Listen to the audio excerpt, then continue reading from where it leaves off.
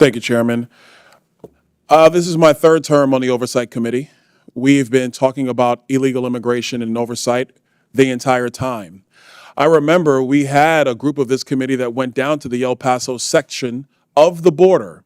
This was back in February, March of 2021. And during that time period, we were at one of the holding centers, and there were these buses that were coming to the detention facility, and they were picking up 30 kids, 50 kids at random, walking out of the facility. And when I went over to question the bus driver that was transporting these kids, border agents told me, as a member of Congress, that you're not allowed to question the bus driver.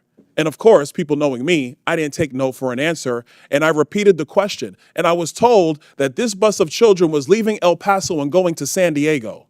And so what was occurring under the Biden administration is that they were busing unaccompanied minors all across the United States for one reason and one reason only. And that was because they did not want the press to see the pictures of kids in cages. They did not want to see our borders being overrun. They wanted to disperse that problem all through the United States. That is the reckless history of illegal immigration under Joe Biden and the Democrat Party.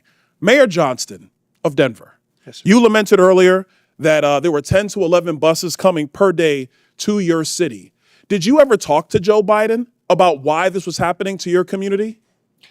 Thank you, Congressman. I both reached out to Governor Abbott from Texas. He didn't respond, and I did. Why would you reach out to Governor Abbott of Texas when it is Joe Biden, the former commander-in-chief, that opened up our borders? Why didn't you talk to him? Well, our buses directly were being sent from Governor Abbott in Texas, so that was why we reached out to say we're happy to collaborate on a coordinated entry system. We understand no one state or no one city should bear the entire brunt of this, but let's collaborate. But I did. So I'm glad you said that, because that brings me to my next point.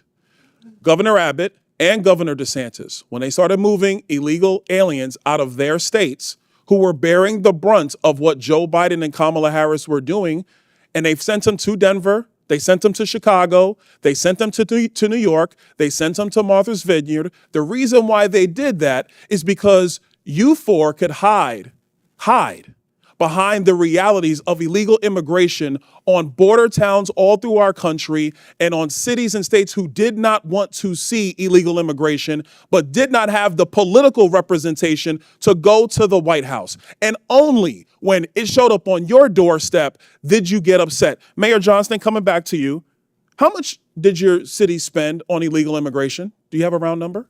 Over the last couple of years on all newcomers, whatever their status was, it's around $79 million since 2022. $79 million. Mayor Johnson, Chicago. How much has the city of Chicago spent on illegal immigration? If you're referring to the 2022 up to 2024 of the buses coming from Texas, roughly the same percentage of the state of Texas, about 1% of our overall budget. What is that? Because I don't have the city's budget in front of me. Numbers. It's 1%, and if you want the actual calculation, we can make sure someone... You're the mayor. You don't have the math in front of you? It's 1% of the overall budget over the last 4 years. That's why you're a failing which mayor. is Mayor the same Adams, number that was sent from us New from York the actually state spent of on Texas. illegal immigration? Mayor Johnson, I already asked you. You don't have a hard number. And if you don't have a hard number, you're not running your city well. Mayor Adams, how much did the city of New York actually spend on illegal immigration? $6.9 billion of taxpayers' $6.9 billion of taxpayer money on a problem that was fostered on the American people. Mayor Wu, in the city of Boston, how much did you spend? We don't ask about immigration status and delivering city You don't services, ask so about we how don't much have money that the city of Boston has spent on illegal immigration? We Are you don't out of your distinguish mind? between immigration status. Do you as manage part your of our budget city or not, policies. Mayor Wu? That is how we keep Mayor our city Wu, safe. do you manage your we have budget or the not? numbers to prove it. I manage my budget. I have a AAA bond rating dating back 10 years. So to the city of Boston, budget. just understand that your mayor does not care how much of your resources she has spent on people who are not citizens The city of of Boston the city of is Boston. sick of having I'm people reclaiming my outside time. Boston Mr. telling Bear, us what Mr. we Bear, I have need. a question for you, because I understand Cato's perspective when it comes to illegal immigration. I understand that the Cato Institute for a long time has had a standard of actually having open immigration into the United States. Generally speaking, I don't want to get into specifics. We support legal immigration. We want immigration to be legal. Let me ask you this question, because one of the great libertarians of the modern era, Milton Friedman, famously said, you can either have open borders or a welfare state, but you have to choose. Mr. Beer, what do you choose? Milton Friedman said he wanted to allow illegal immigration to continue. I disagree with Milton Friedman's position on that. We should have legal immigration and build a wall around the welfare state, not around the country. That's in the best interest of taxpayers. And I would argue that under the current system where you have sanctuary cities popping up, it is not possible to build that wall. So America has to choose, Mr. Beer, you're done. America has to choose between securing our nation or protecting the taxpayer. I choose secure the nation. I yield back.